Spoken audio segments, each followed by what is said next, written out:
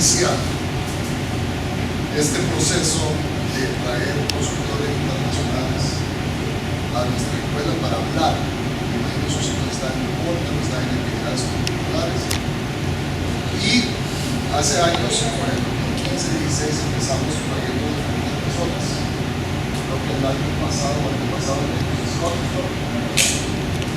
Hace años también trajimos a Cash Mary. Y hoy, a una persona que conocí en Indianápolis hace 3 años, en una conferencia de liderazgo nacional de los Estados Unidos, donde en el mes de junio siempre llevamos a todos a representarnos. Gracias a Dios tenemos esa oportunidad. Y Trevor Hult y su hijo Trevor son personas que son de las favoritas de sus hijos, de sus alumnos, que van a esta conferencia. Entonces, ella, después de esta conferencia, nos va a poner el día al lado a un retiro de liderazgo con 46 alumnos de la escuela, de high school. Entonces, por favor, bienvenida para Trevor y para Trevor.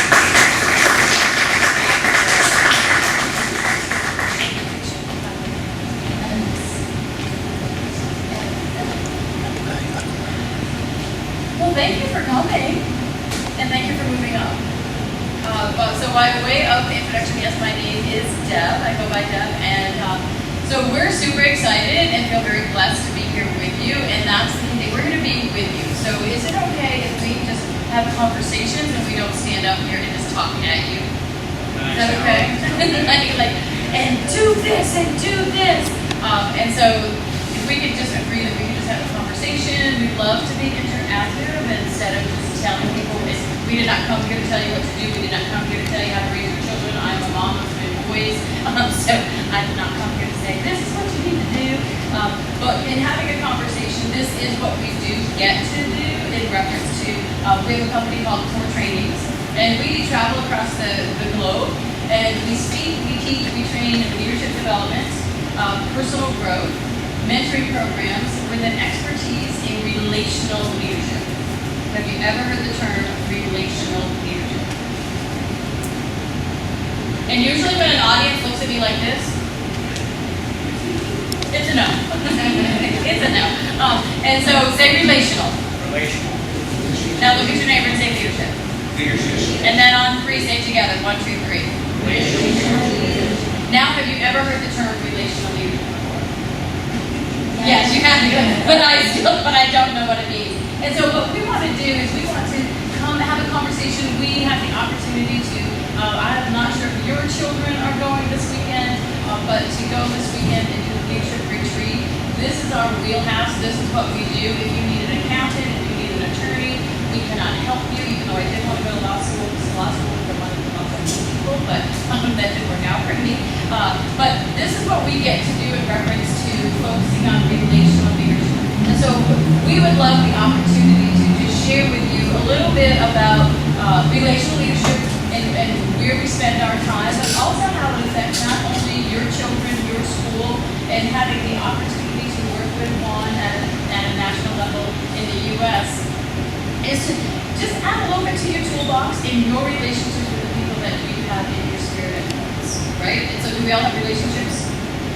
And we all have different spheres of influence, right? Some of us, our family, our children, our peers, our colleagues, our coaches, our teachers, our kids' teachers.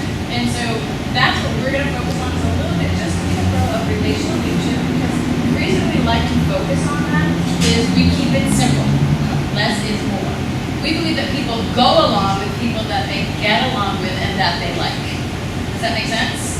People go along with people they get along with and that they like. And so we translate that into vibe and energy, right? We think that vibe and energy is the human currency. So I have a question.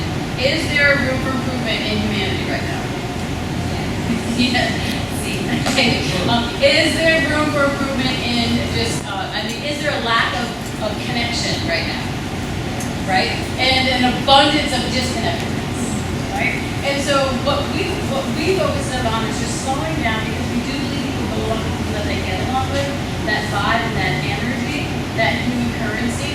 And we feel like our mission is to give people tools, not just tell them what to do, because how many people tell people what to do?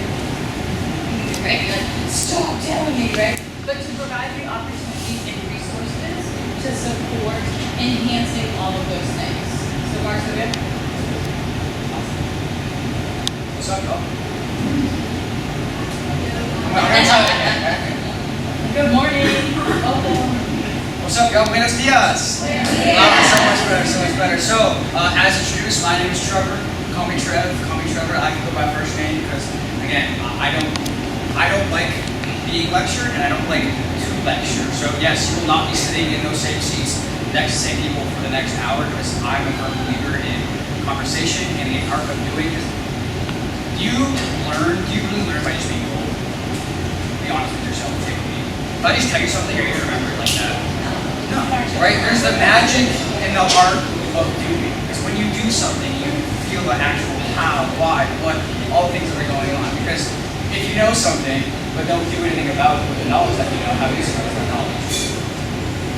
And so it's really about applied knowledge, which is wisdom. And so you are here, I'm thankful that you are here.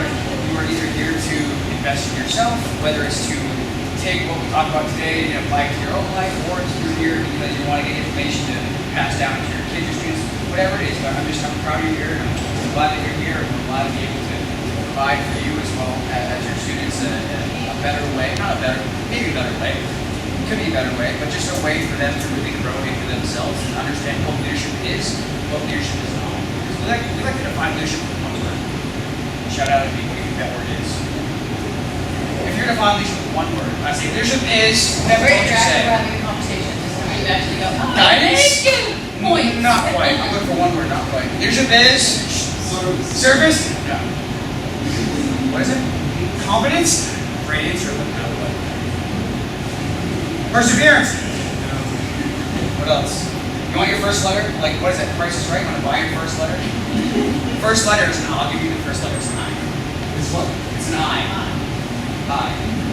Leadership is intentional. I love that answer, but not quite. You got the first two. You added a letter though. Second letter is an N. I-N. So close, but not quite. My top values right now. Involvement, not quite. Independence, not quite. There you go. All right. First three letters. I and F. I and F. Now you're looking. Yes, let's go! What's your name? Astrid. So my friend Astrid said that leadership is influence. So look at your neighbor and say influence. Look at your other neighbor and say influence. Now look at the camera guy and say it like you mean it. Question, can you spell it?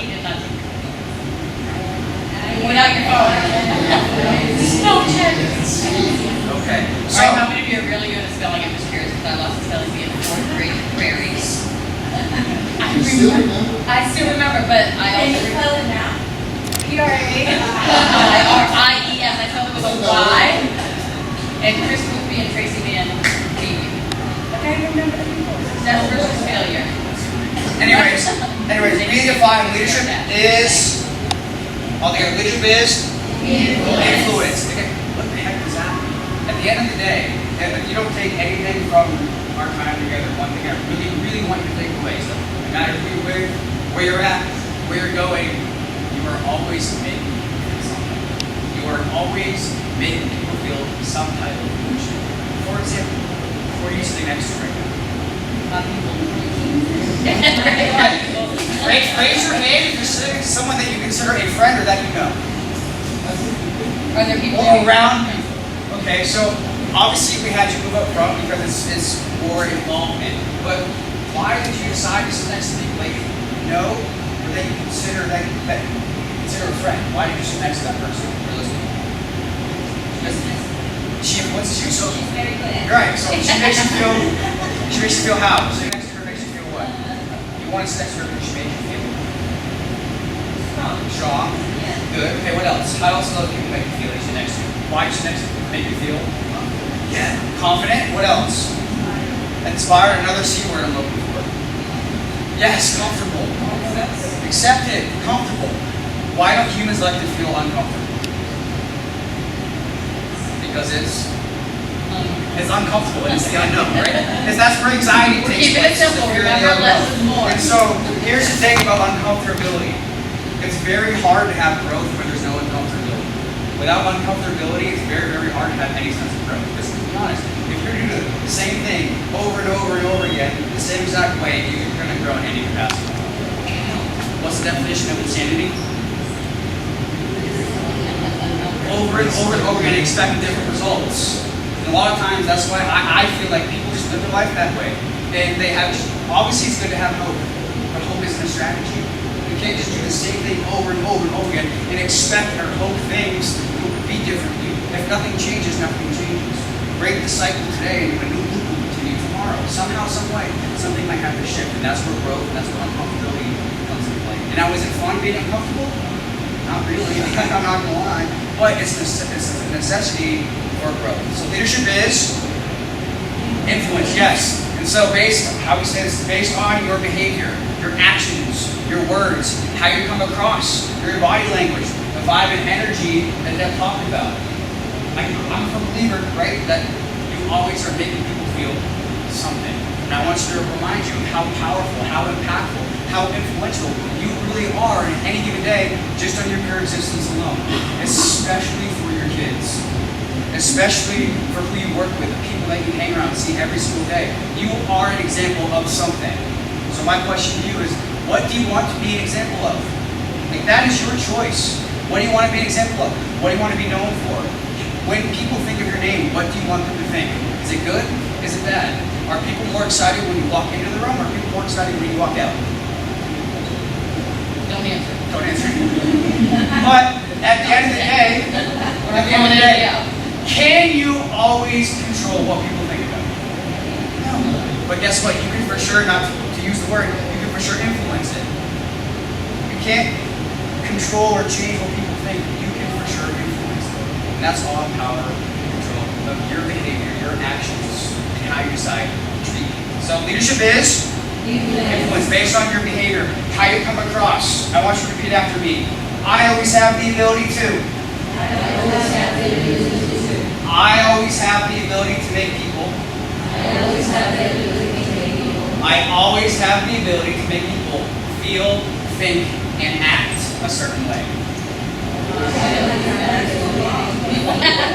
We got you. Yes, however those three things go on the top. That's right. It's long. So, feel, think, and act. I want you to really grasp how powerful, how impactful, and how influential you really are. Truly.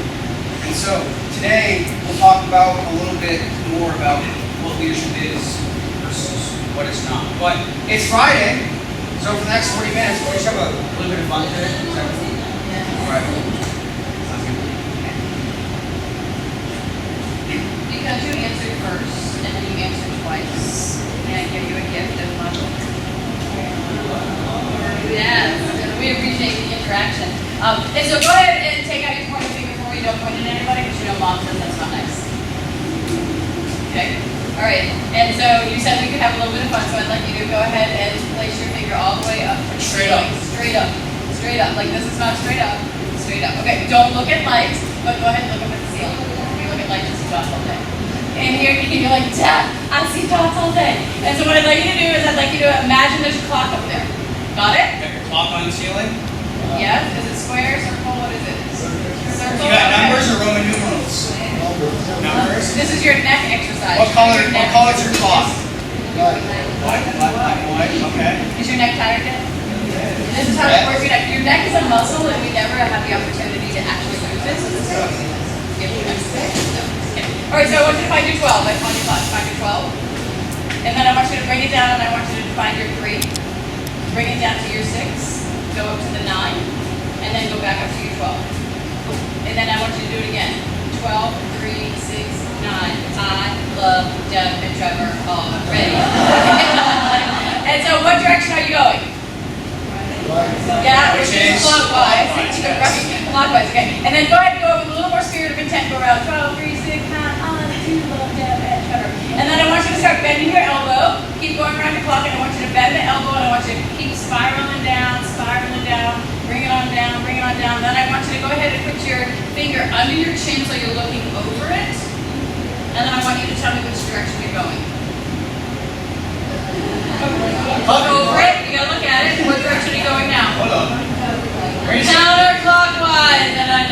you all. Some of you are going like, wait, what? I do love tablet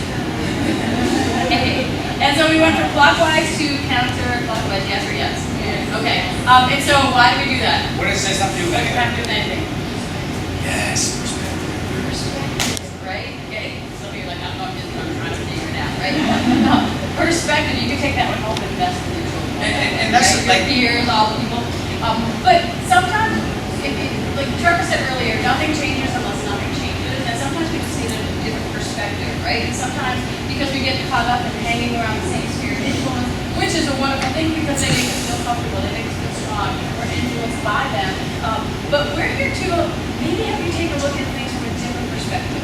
When we talk about what leadership is, what leadership is not, because we are spending time with your students to implement and talk about what leadership is and what leadership is not. We're going to talk about failure versus success and why is leadership important. And good morning for those of you who come in.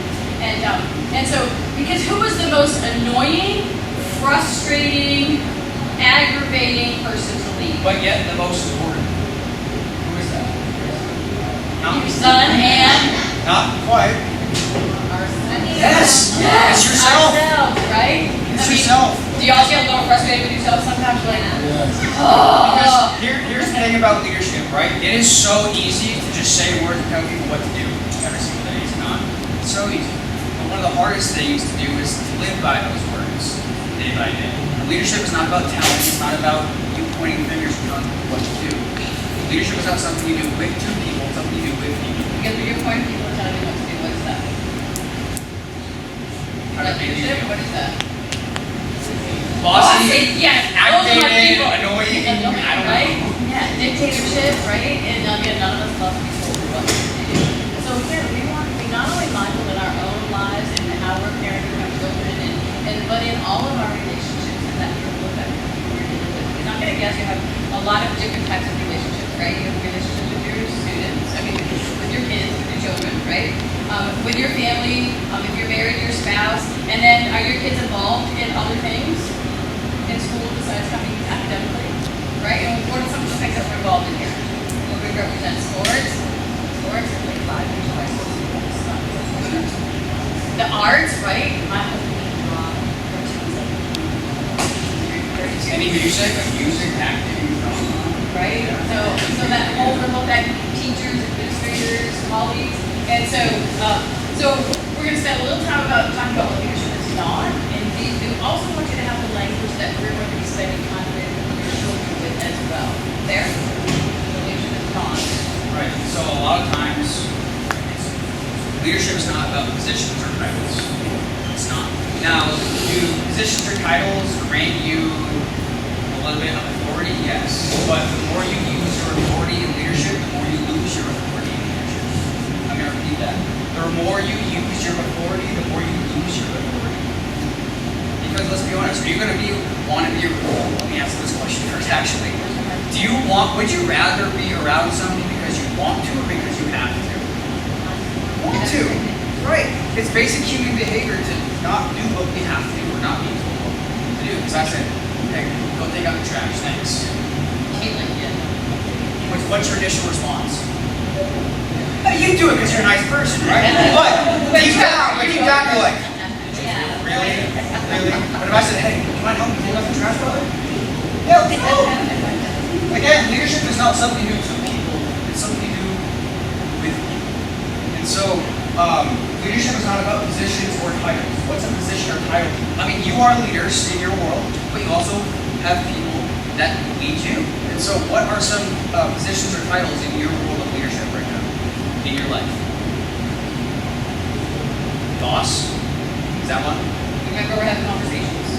What's that? Great question. Your husband? Yeah, that's possible. Your kids as well could lead you as well. Here's the thing about leadership. There's no age requirement for leadership. Age requirement, also age does not equal wisdom. Just because someone's young doesn't mean they're not wise. You don't know what type of experience someone else has had. One of the biggest pet peeves that I have, yes, I started when I was like 21 years old in leadership. And so many times people, what do you have to know? You're only 21. Okay? And so like, that hurts me. Anyways, leadership is not about positions or titles. It's also not about seniority or status. right? And this is not to take away from anyone who has a position or holds a title. Obviously, they have that for a reason. Because how many of you have a position, a title, seniority, or some status? Right, we all have those. We all have it, right? right? And so it's not to take away from that, but it's the attitude and the empowerment towards that. Because if someone just flaunts their title, flaunts their status, if everything, every decision has to go their way or it's no way, do you trust that person? Do you want to be led by that person? Or if no one takes in other considerations or your thought, are you going to want to be led by that person?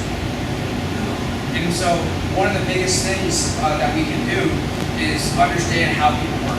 Because leadership, there's multiple ways. Leadership is not like cookie cutter. It's not one way. One of the most effective ways that you can be an effective leader, that's the key word, is effective, is you be the most authentic version of yourself.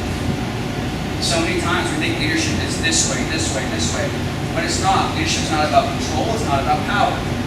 When I say power, power meaning true power is authenticity.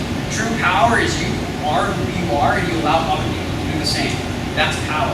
Not power in, oh, I'm fearful, so I'm going to listen to you because I'm fearful, because you're a leader and I'm a follower. And I have to do what you say because I'm fearful. Because if I don't do what you say, then I'm going to get ridiculed or I'm going to get punished. That's not power, that's not leadership. And so leadership is not positions or titles. It's also not about, are you a part of something? Did you make that for a reason? That's the question. Are you a part of something? Yes. That other than sitting here right now. Okay. And did you? This thing called life. Right. And do you have those things for a reason? Yes. So does everybody else. And so one of the things we want to also talk about is leadership is not about being in charge. It's not about being like the person on top. It's not about being that guy or being that girl. Leadership is not about being in charge, but it's about taking care of those in our charge. Who you are. Every single one around us, basic human nature, we want to feel protected, we want to feel like we belong, we want to feel like we fit in. Just like you sat next to the people when you have an open space sit in, we want to feel comfortable. And as a leader, one of the most efficient ways that we can people buy in and to follow us, not that we want to lead because we want to have the ego, but we know that what we're doing is worth it, and that's conviction, is that we have to create a space of comfortability.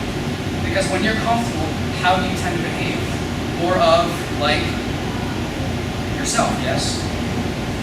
Yes or no? Yes, okay. And so that's one of the basic things is that the super fundamental of leadership is creating a comfortable environment where people can be authentically themselves. And that is going to be, that's not an easy thing to do because are you different from the person next to you? Yeah. And so it's learning about people in general. What do they like? What do they not like? How do they feel when this thing happens? How do they feel when this thing happens? So that's why it's important to have relationships and leadership is because it's about creating an environment of comfortability. So when I say relationships, I want you to talk to people around you for like 30 seconds. What do relationships have to do with leadership? What do relationships have to do with leadership? Talk about it.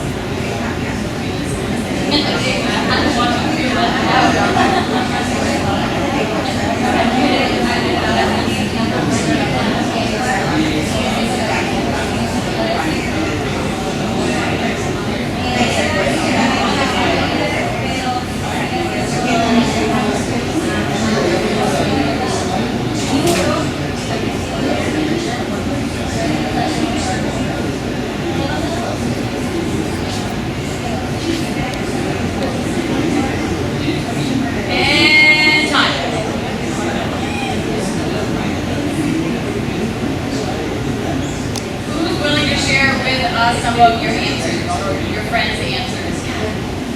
So we said, they're pretty intense. And I had little things around it.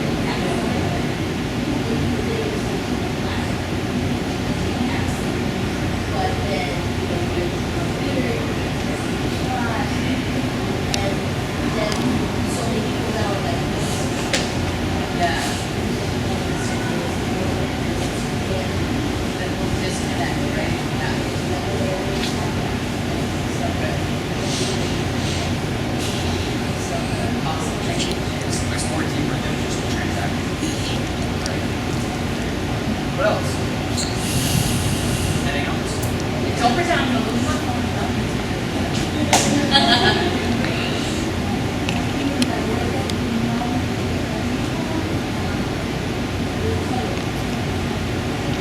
Oh, yes.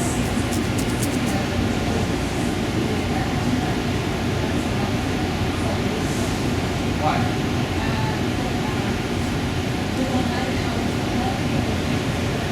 Right. So, would you say it's lack of trust? Power? Too much power. And the more you use your authority, the more you lose your And did you know that actually power is a basic need? The ability to have a little power. Actually, get more with it. It's not like, I need to be powerful. But it's, and so this is for your children also, like raising my kids. It's a matter of like, okay, I want soda. So if you give options, well, would you like water or milk? Right? So they feel like they have a little bit of power because it actually is a basic need. Because it's what happens basically. Like there's like for instance, we're talking about leadership, right? Leadership. So there's groups that they come to leaders from first grade until they graduate, and there's no space for someone else to take space, right? Because they do whatever they want to in the group that you say. So I think that too much power is not that good, so right? I don't know. No, that's perfect because I'm gonna kind of encompass what you're saying. You hate that. You have an idea, so out the other end. I would say, gosh. Oh, here it is. I got it. I was gonna say one of the most, I would say, a really great skill set for a leader to have is the ability to allow other people to lead. Because if you're a leader and you try to lead, again, power, authority, if that's all that you do, and you don't allow other people to express themselves and to actually try to make a change in their life as well as the others, then you're not doing people around you justice. You're the only person that's calling every shot.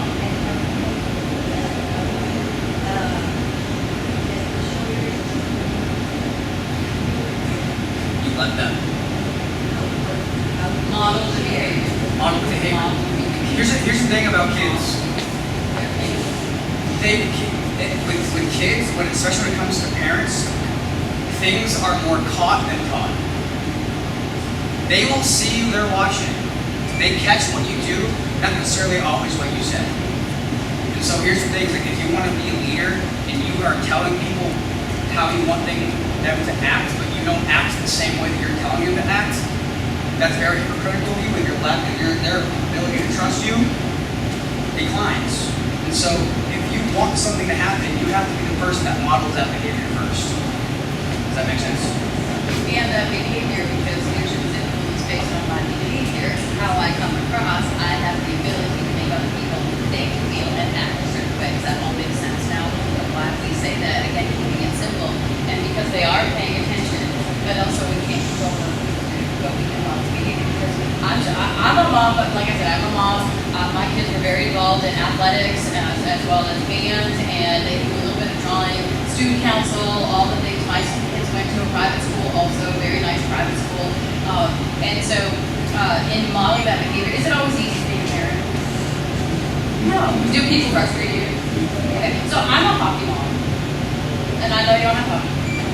Okay, but are you familiar with hockey?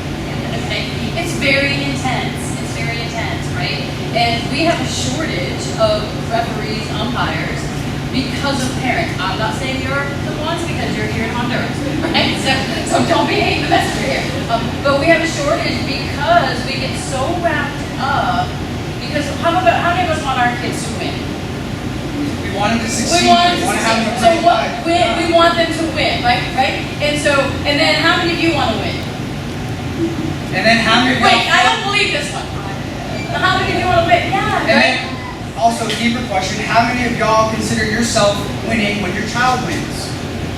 Of course, we attach ourselves. It's human behavior. We can't help it. But that's where that fine, and I'm not here to lecture you. I'm saying from my experience as a hockey mom, I have to put AirPods in my ears, though. And from a hockey player and a baseball player, I'm here to tell you that parents' behaviors in the stands directly impacts how your students' teammates view the other teammates of the parents. Directly. Because I can tell you that over the years of me playing high competitive sports, the students or my teammates who had a parent who was kind of like on the scale of kind of cross the line, a little over the top, out of pocket sometimes, screaming and yelling, it directly impacted our ability to trust, our ability to react, our ability to really connect with this person. Because guess what? Their parent is directly attached to that kid. And so our ability to trust them, our ability to actually have them on the team as if they... So, like, I see it firsthand. And yes, I get it too. I get emotional, right? But what I've also known is that you have power over your emotions.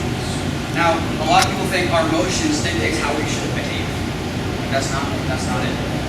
Because if I'm feeling, you're the old person, do you like feeling anger?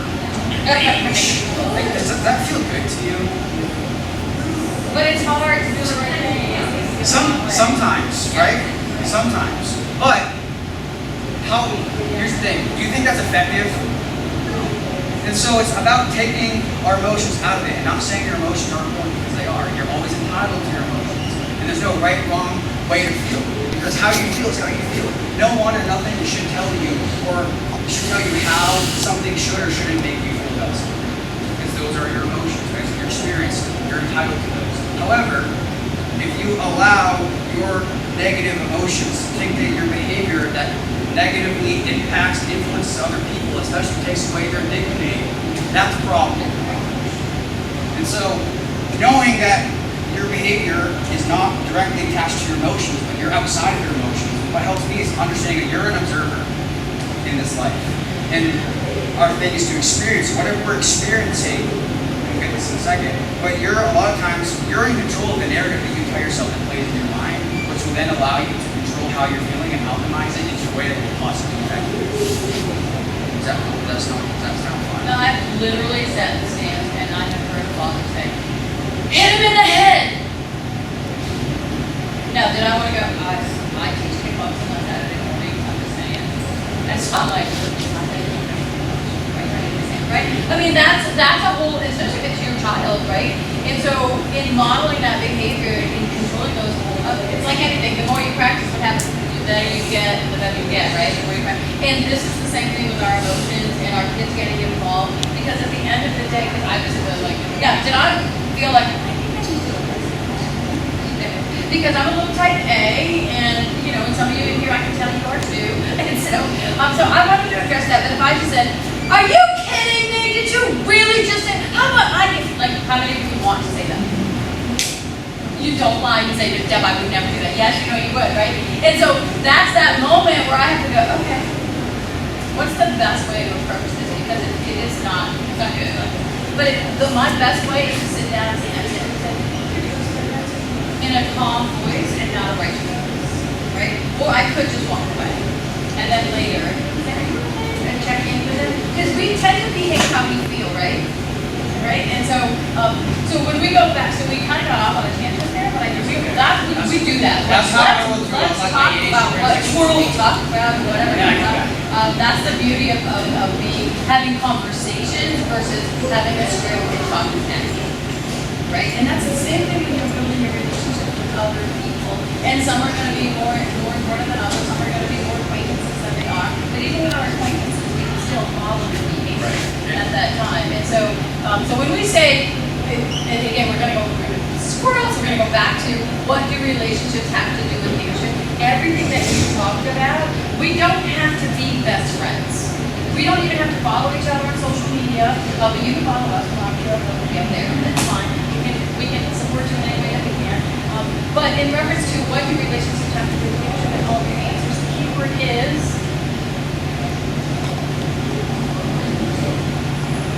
everything, right? Everything. Because remember, people go along with people they get along with, and that they like, that's that vibe, and that energy, so we're going to feed off of that. And if we go back to the question, is there room for improvement in humanity? Right? And is there a ton of disconnectedness and that disconnectedness starting with ourselves? So here's the next question, because I know Trevor asked you earlier, he had said, what do people say when you walk into the room or they work side of the left? Right? That's a great question. But with all of that being said, our biggest question is if there is room for improvement in humanity. If not you, then who? And if not now, then when? Because who's the one that's going to change culture? Who's to step up and start thinking a little differently and taking this hand into add absolute value into that. And so, but it is hard to do the right thing when you feel the wrong way, yes or yes. So my question is this, if I do some true ceremony,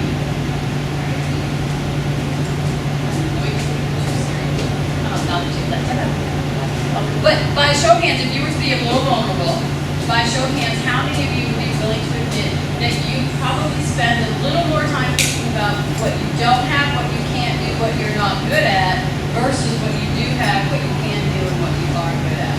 How many of us are guilty? I appreciate your honesty, and you're like, can I honestly raise my hand? And then that, right? Because we want to win, we want to be, some of us have goals, dreams, aspirations, things that we want to be, do, and have, right?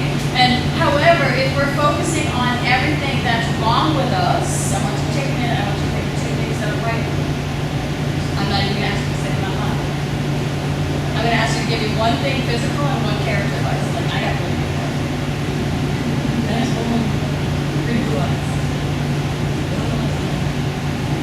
Don't forget about two things. Is that uncomfortable? Would it be if I asked you to give me 20? I can tell you're twitching right now. You're like, that means no. Okay, right? And so, because we're sitting as our habit, James Clear tells us in his book of Atomic Habits that 42%, so say 42, on average, 42% of our day is just habit. We don't even think about it. So if we have instilled our habit of can't do, don't have, not good at, guess what we do to everybody else? I'm looking for all your flaws because that's my habit of what I do to myself. And so now I'm not looking for what's right, I'm looking for what's wrong. And here's the thing, when we translate that into, we get in the habit of looking at what's missing versus what's needed. Listen, I know, my kids have had coaches that, I don't know if you're coaches, I never want to know any of all that kind of stuff because I'm not people. But I know that some of my kids are just anybody feel like their kids are 6? Yeah, Right? made a mistake before, I know I have. And so again, but that's that humanity part. And again, I just want to be reminded that it's supposed to be fun. Because I know that the more we're involved in something, the more likely we are to succeed. Right? And so we want to make sure that we have fun. And so with that, it's about our little mantra is we're people of value that value people and then add value to them. Regardless of their social status, regardless of the color of their skin, their nationality, where they live, who their parents are, all the bells and whistles, or whether they're a street kid like I was originally at one point in time in my life. And so, if we're people of value that value people, have you ever thought about if you were to slow down and maybe look at things from a different perspective as to what are some of the top values that dictate your life? Have you ever thought about that? Right? And so I think there's more time.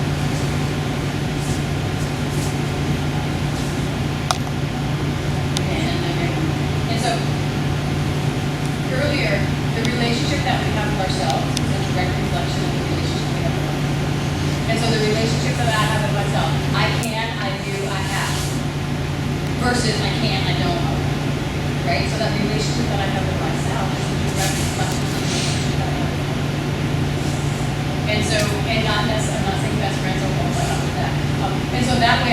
value them. So when I say values, is that saying, so when we say values, do you know anything about values? Okay, so what are values? It's simple, so we're not making you wrong. So great. What are values? How would you define that? Who you are. Yes, who you are. Like your moral compass, right? Do they guide our decision making? Right? They guide our decision making. And so where do we learn our values? Home. I'm sorry, do we learn them or we just have them? We learn it. Yeah. So home, school, our job, church, our friends, Everything. right? And so the same thing with your children. Who are they learning their values from? Parents, teachers, friends, all things, right? And then based on our sphere of influence. And so I'd like you to take a moment, and we just threw up a bunch of different values. We actually do values workshops, which is a really cool thing. But just for a quick, pick 5. You can have them all. I like all of them except for those. I don't know. Oh, I know. So if you were to look at those, what are the top 5 that speak to you? That guide your decision making.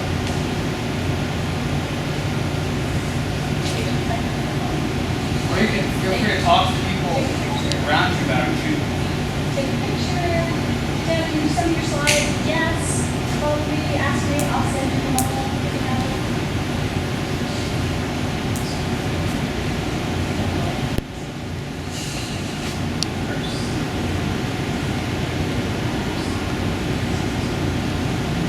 All right, you have 5? Yeah, they're all good, right? Like, I want them all. Okay, you have 5? Okay, out of your 5, narrow it down to 3. You can keep your 5. Keep your 5. Narrow it down to 3.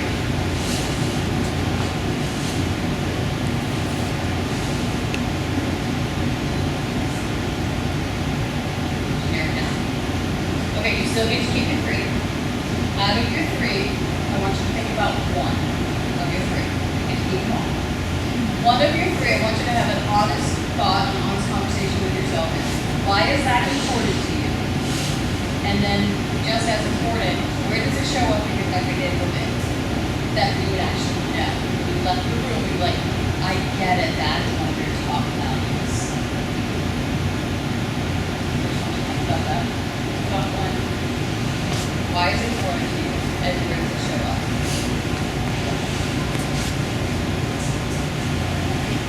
Got it? Okay, look at me and smile. And I'm going to ask you to get a little longer. Really? Yes. Are there people in this room that you're not familiar with?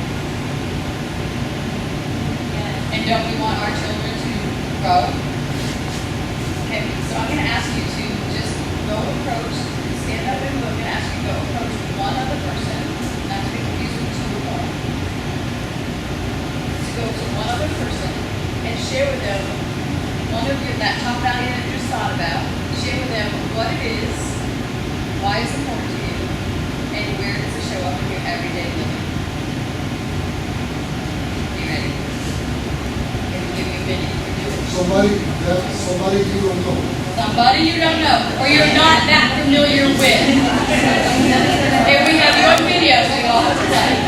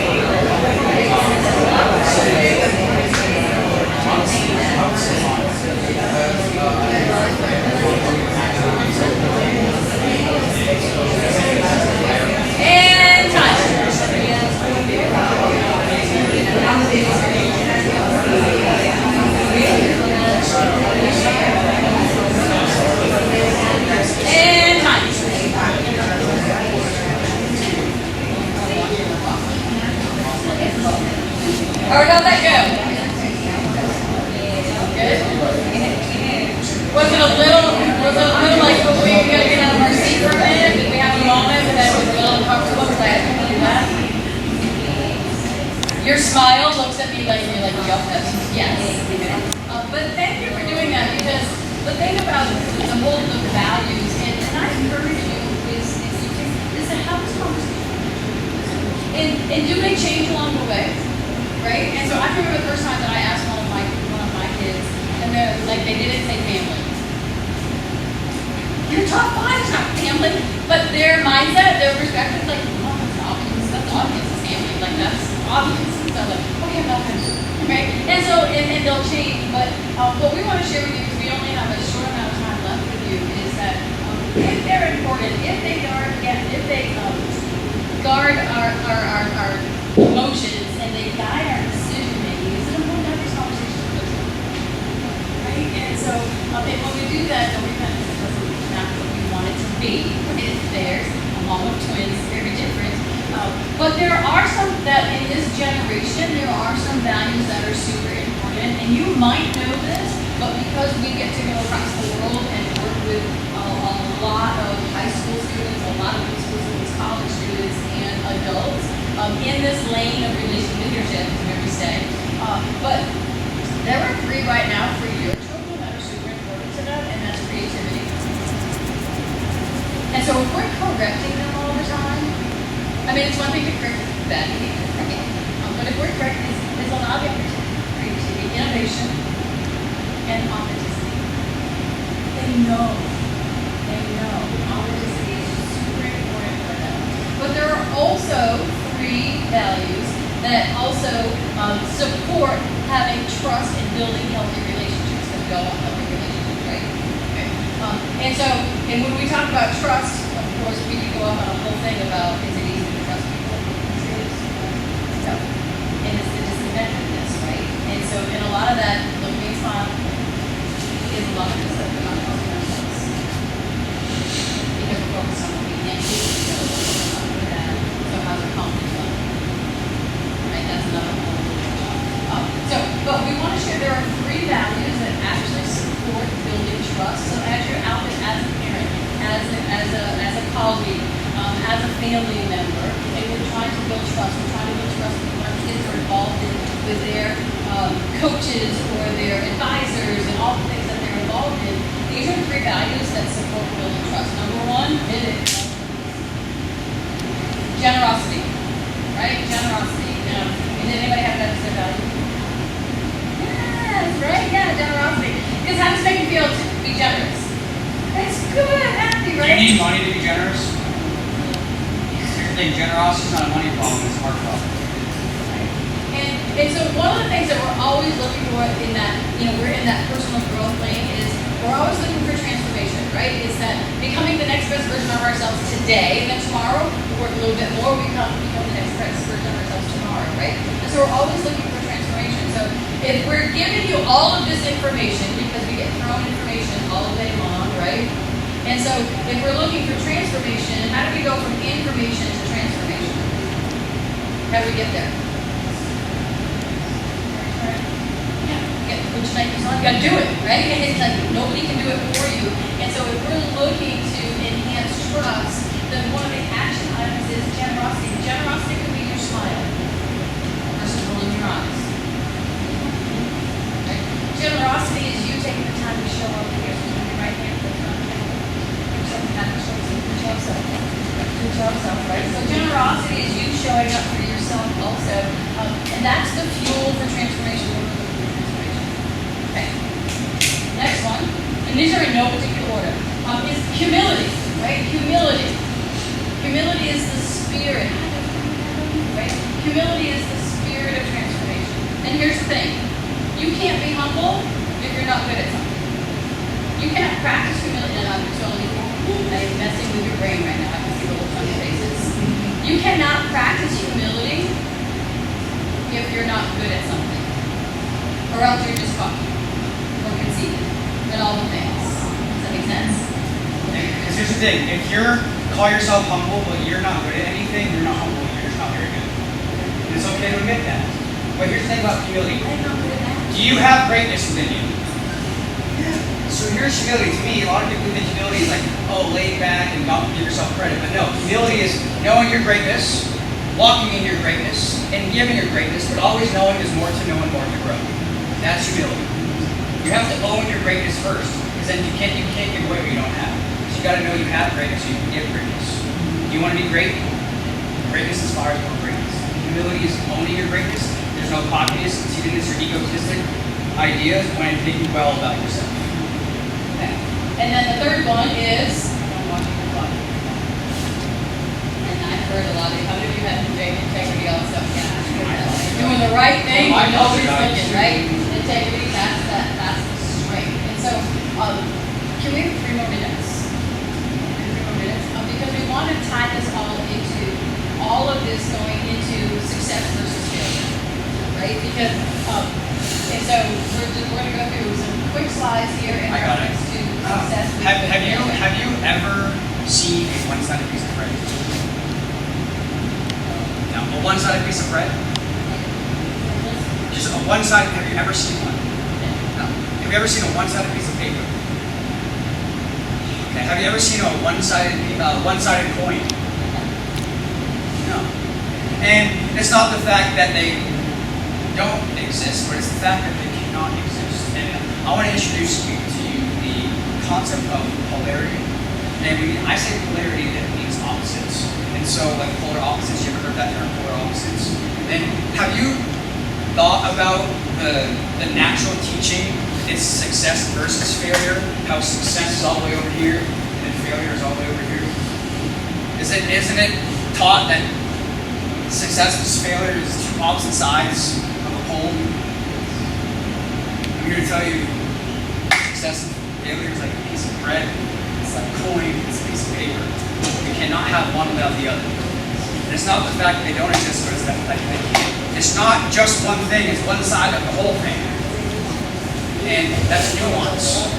And because if you talk about success versus failure, what the heck does success versus failure even mean to begin with? Who define what success versus failure actually is? Because success to me is it going to be most likely different than you. Yeah. And so it's really important. So whatever that is, but understand that you cannot have success without failure. You cannot have failure without success. They belong together. And the more you fail, the more you learn how to succeed. Because there's things that failure will teach you that success will not. And there's things that success will teach you that failure will not. And so understand that there's three things how to really start viewing and shifting your perspective on success and failure. And so, have you ever had a moment or a season that you're just like, feels like it's lost, just keep winning, right? And you're like, oh. And then you get that one win, it's like, here we go, I'm back in. You ever feel that? Ever feel that before? And so that is failure with success. Resiliency. Because we know that it takes one win to get us back to know that we're capable again. And so, failure with failure with success.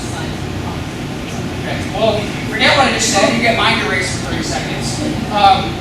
You ever have a moment where you're just like you're winning, you're on a roll, you're feeling good about yourself, but then it's not a cockiness swag, but you're walking with swag because you're feeling good, you're getting stuff done. And then you have that one loss, and it's like, and so that is that success with failure is just humility. Sometimes we need to get knocked down. We need to take that L to realize, okay, maybe there's something to learn here, or maybe I was thinking too highly of myself and I was being cocky and it didn't affect me the way that I wanted it to. Again, back to the first one that you got mind erased on. You ever had that season where you're losing and then you got the one win and it makes you feel good? So the next slide is that failure with success, that teaches us resiliency.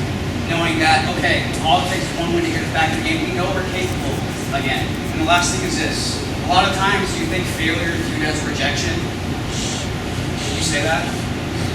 How about you view it as it's not rejection, but it's redirection?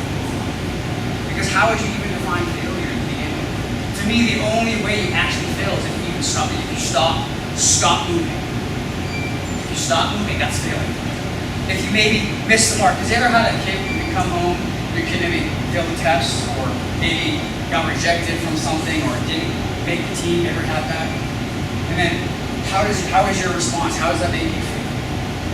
probably negative, feeling about them and down. And yes, there's that stake at the time. Here's where nuance comes in. Because yes, there's that stake in the moment. But what if that rejection was actually redirection, put them in a direction that will benefit them more along the long? Again, I know your parents, but again, have you ever had, like, an example, have you ever had a breakup before? Right? And then our breakups typically fun. No, they're not. No matter even what the relationship is, a breakup is a breakup. They can stink because you lost someone, and you have to figure out how to live life without this person, or especially the way that you have become as yourself and how to live your life as yourself. Again, all these things. But then, what if I were to ask that person 3 years later that found the love of their life, again, hypothetically, about how that breakup was? How would you think that was breakup was a failure? And so really understanding the power of nuance. Nuance is not sitting on the fence. It's not being about indecisive. It's about thinking and taking a step back and think about what is actually present. Because nuance means that what you tell yourself, because your brain operates from a story. Whatever you tell yourself, continuously, repeatedly, is what your brain remembers and believes. And so, nuance. The story you tell yourself determines what is true. Because I can tell myself about a breakup, how it stinks, and how I'm this terrible person, yada yada. But then I continue that same mindset 3 years later. How do you think my life is going to be treasured after that breakup? It's probably going to go down. But then on the other side, so nuance is not making the right or wrong choice. Nuance is not about right or wrong, but it's about understanding the more questions you ask and the more things you tell yourself. What you tell yourself determines what is true versus what is not true, most likely. Like, yes, there's objective and subjective things, but a lot of things in life are subjective truths. And so, understand that polarity. Just because they're opposites doesn't mean they can go together. Life and death, right? That's just life. Failure, success, that's progress. And then parents and sons, or sons and daughters, growing as a family. And so, understanding that nuance is what, when I started understanding nuance, that there's more to this, because you can be the smartest person in the room, but still be a one-dimensional thinker. Because you don't think about the framework or the perspective that you were given in the first place. What if there were other perspectives? What if there were different perspectives? To be honest, there's always more than just one answer, is there not? There's usually always more than one way, a second way, a third way, a fourth way, fifth way to do something. And leadership is very frustrating, especially like me as a cat parent, right? I don't like when my cats don't listen to what I have to say. Right? And sometimes for me, my girlfriend, sometimes I don't really always like the way that she does things because it's not the way that I do things. But just because it's not done the way that I would do it, does it mean it's not done? No. And so it's really allowing other people to own their authentic way of how to do things, because that's how their brain is wired. And that's super important leadership. That makes people feel valued. You do what they feel like is best for them. Because what is best for them is that can be best for you. No, not always. And so I know as a leader, we like to, and as kids, we want to protect what we care about. We want to protect, because what we care about, what we protect, we want them to feel safe. At the same time, we over try to protect, overprotection. Yes, is it good to keep them safe, but in the long run, it actually hinders their ability to be exposed for them to make their own decisions, be in uncomfortable situations where they can actually feel exposed to those emotions and those ways of how to make decisions. So it's very important to just, I know it's hard, like especially for me too sometimes, just let people experience those Well, and things. sometimes as a parent, if you had a tough time growing up, right? Like I had a tough time growing up. I was born in 7. I lost my parents, and then I lived in foster homes, and I was one of 9 that graduated from high school. I was one of 9 that graduated from college, and I'm the youngest. I was the oldest that made it. And I'm not saying that they could all do amazing. Because I was involved in athletics, because I was involved in things at school, it was the other kids, it was my teenage parents who loved on me. It was them who saw what I could do. And so, again, that's just what I do, is to challenge you as to have you start thinking about how you're thinking about your kids' teammates. Because everybody in this world is facing a battle we don't know what it is. Right? Because I know also this, as sitting here with you, that I can sit with every single one of you one-on-one, and every single one of you, we can have a moment where like, oh my gosh, this is great, this is what's happening with us, and all the great things, and in another moment, could we have a little ugly cry about something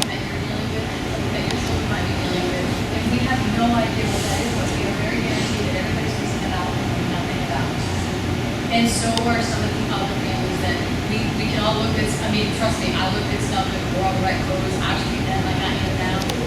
You wouldn't have known what was going on in my home because we do all have this thing called pride. And so it goes all the way back, and cycles all the way back to being mindful of slowing down, maybe looking at things from a different perspective because we tend to behave how we feel. And when maybe one of your, if not your child, but maybe one of your child's friends, right, is behaving a little off, guess what? They're off. And it's usually that they're off, or they behave, or they want attention, or seeking attention because basic needs are not being met.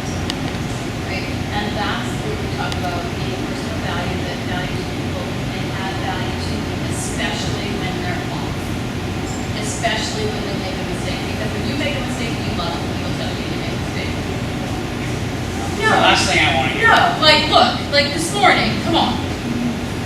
So Carlos was awesome. He's like, gotta take you to the best coffee place ever. I'm like, great. And so the cover wasn't on, and I didn't know the cover wasn't on all the way because we were excited, and then the distraction was coming here. And then all of a sudden I got out of the car and went, oh, that's coffee on white hands. Excellent. On camera even. Perfect. But I can't lose sight. My identity is not in my white hands. Same thing. I have a problem with my hair sometimes. I can be anyone here perfectionist? Yeah, me too. My perfectionist with my hair sometimes, it drives me crazy. And I get angry at my hair, just like how some parents get angry at coaches and breasts. I get angry at my hair. And I'm like, call all of it. And I realize, you know what? I'm going to detach myself from the outcome, and I'm here to experience. And so I just let my hair rock, and I'm like, you know what? Lord, take the wheel, let my hair do its thing, and I just hairsprayed it, and here we go, we're rocking with it. And so, do you think, when you think of leaders, do you think someone who's strong? When you see a leader, do you think it's someone who's strong? Yes. Okay, so moving forward, if you want strength, you want to be strong, you want to be viewed as strong? That was the question. You're all staring. This is for you and yourself. It's okay to say yes. Do you want to be strong? Yes. Yes.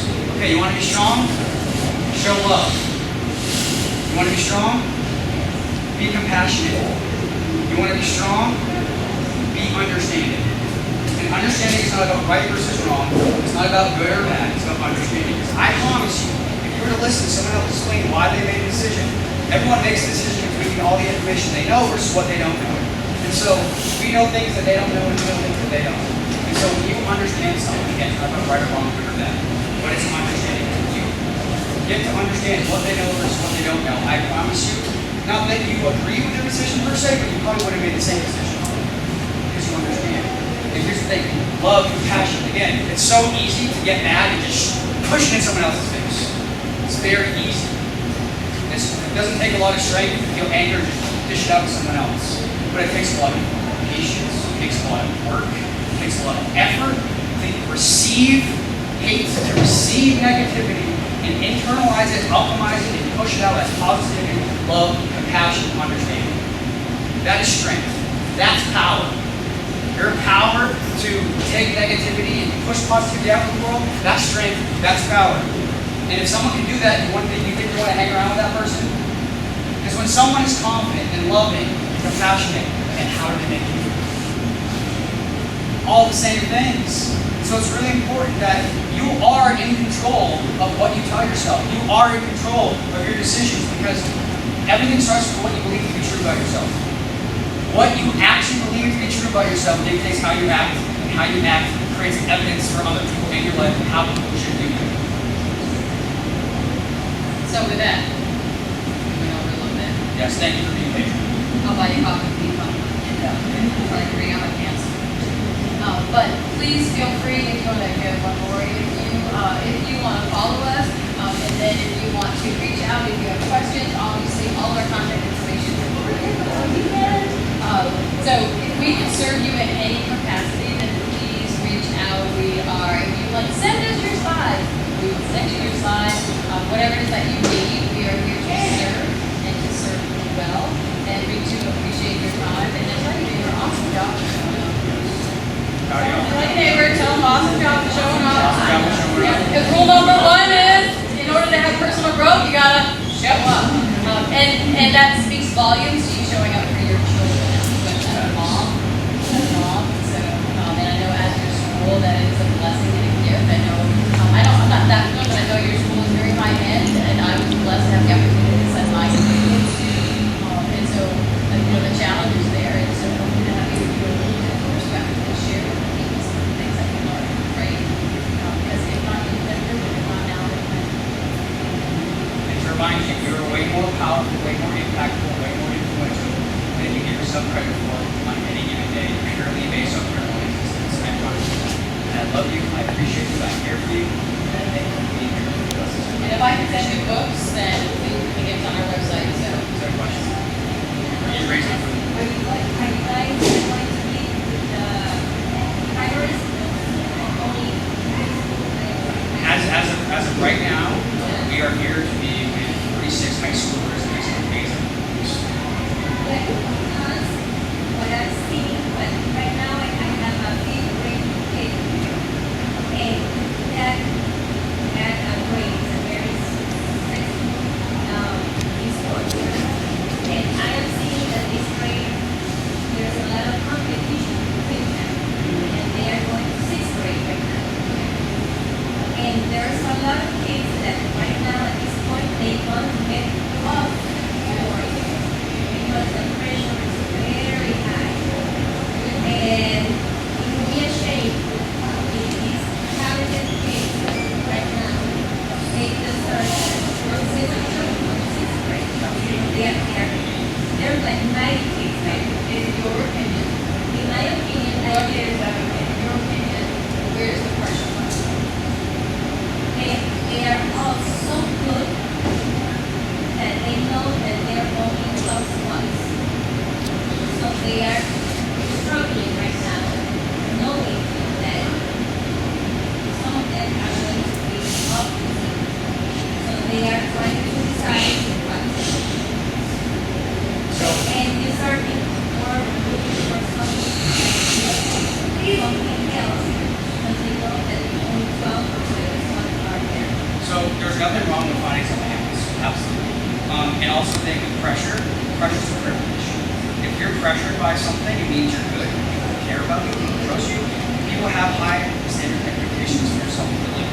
Now, does that come with pressure? Is that stressful? Yeah, but it's also a privilege to you to have that stress because it means people trust you and they depend on you. So these sixth graders is talent, but also like that's just the nature of sports. So my question was, is it going on right now, right? Yeah. Like, nobody's seeing this.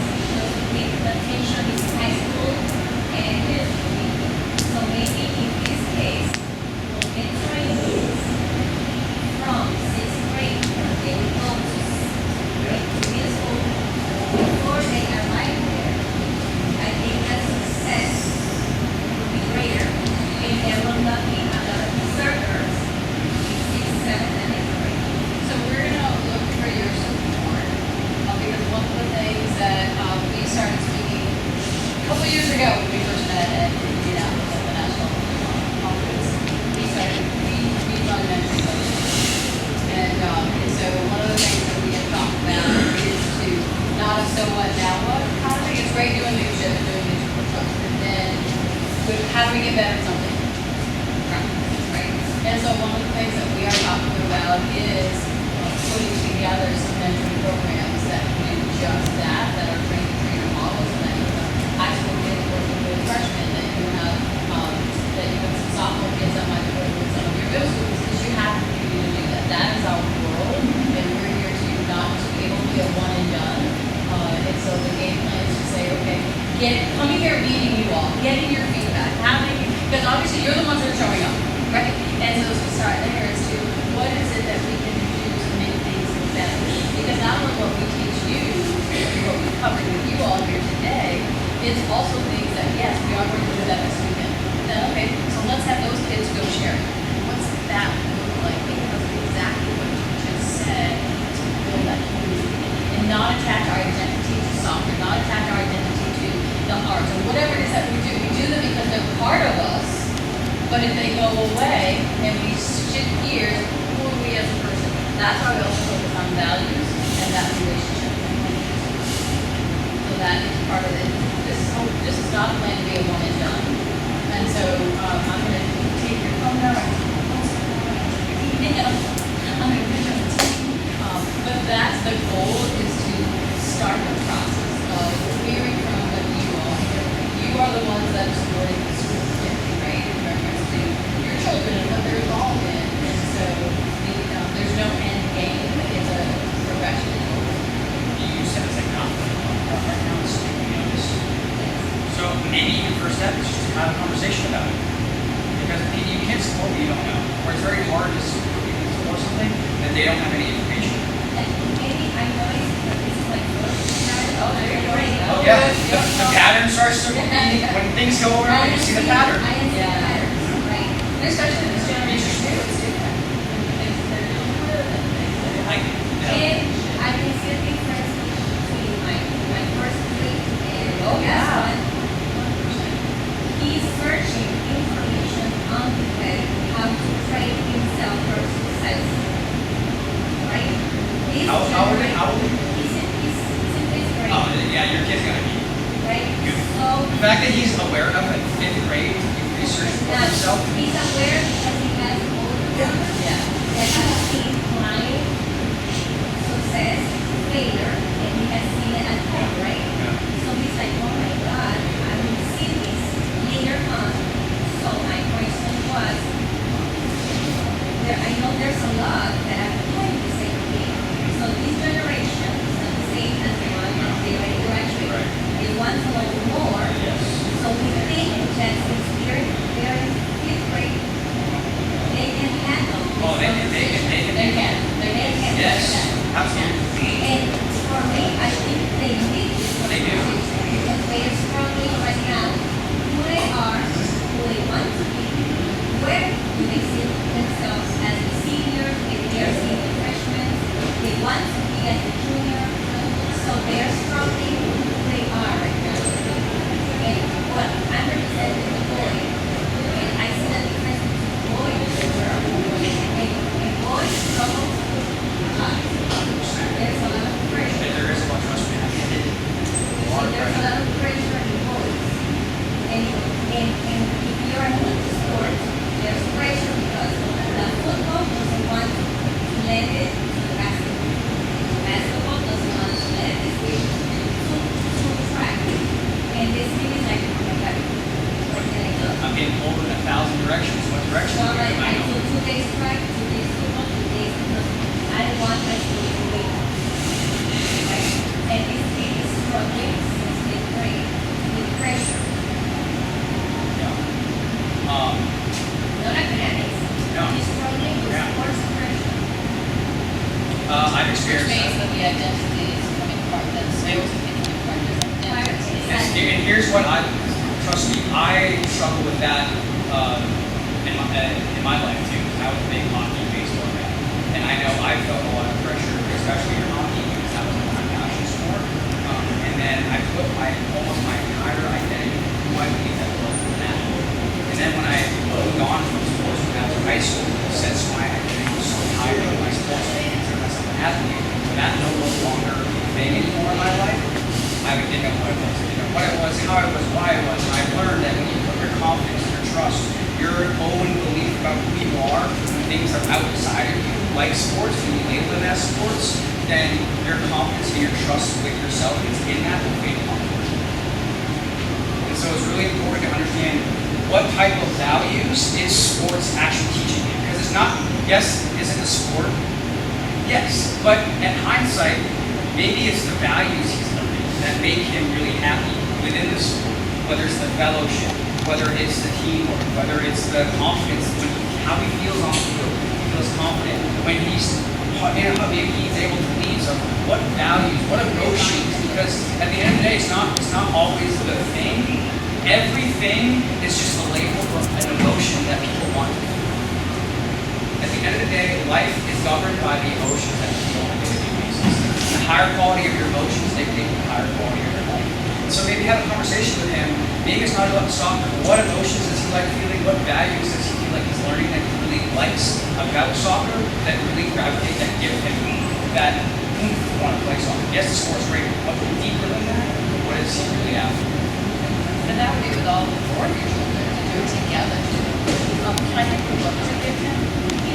is assistant tips book. It's super fun, but there's 52 tips that you can just kind of spend a little time and be reminded in reference to. You're very welcome. So at the end of the day, like, yes, does he want to play soccer? Yeah. But he wants to make the team. He wants to be proud of himself. At the end of the day, people want nice houses, nice cars, like, nice things, not because those materials like are the actual thing, but it's the emotion that those things give us.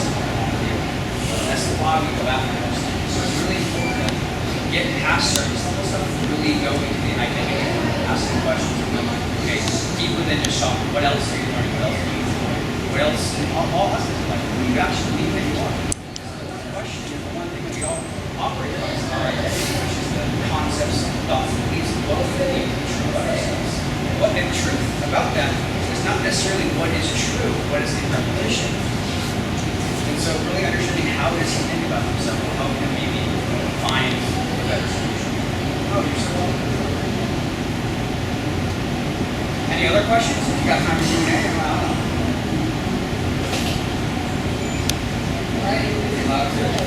Goal. Nice. Don't leave me hanging. Bueno, muchas gracias a todos, gracias por venir. La idea es que vamos a seguir trabajando, colaborando con Trevor en los próximos años. Así que invitamos a que rieguen la voz, que cuando regresen el próximo año, ustedes digan, hey, vamos, vamos.